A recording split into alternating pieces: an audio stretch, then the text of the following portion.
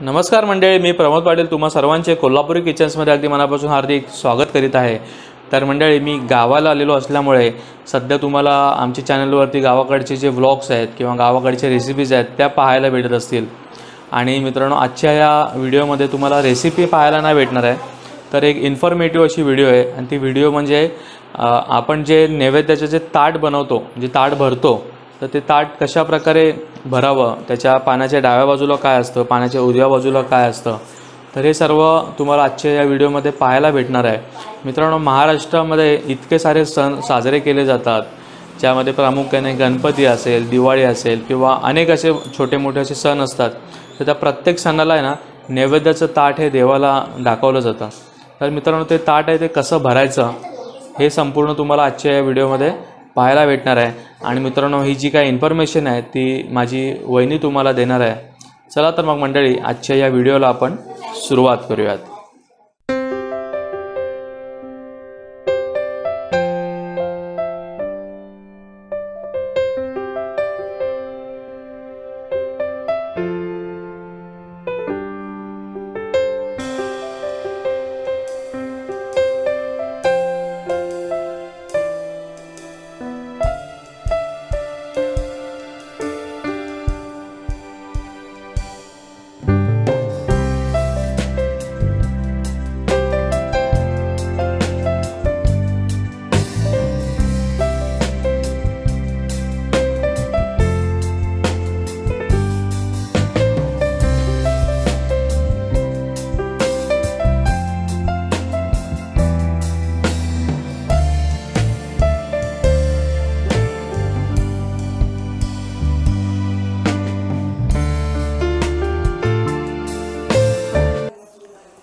मी पुन्हा तुम्हाला एकदा नैवेद्याचं ताट कसं भरलं ते सांगते।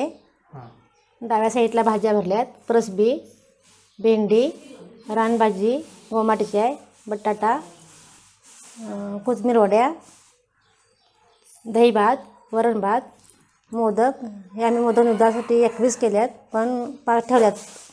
पुरी, करंजी गोड, गोडपुरी, चंपाकळी, लाडू, लोणचं, मिरची, पापड, गोड दूध, वरण। हे आम्ही आता गणपतीच्या नैवेद्यासाठी केलेलं आहे। तरीसुद्धा तुम्ही प्रत्येक सणाला असे बनवू शकता आणि अशा प्रकारे भरू शकता। आता हे मी ताट गणपतीला दाखवते। हे गणपतीचं फुल आहे, हे रानामध्ये भेटते, याचा मान जास्त असतो।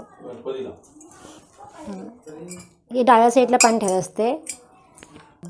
आता मी यांना नैवेद्य सोडायला सांगते।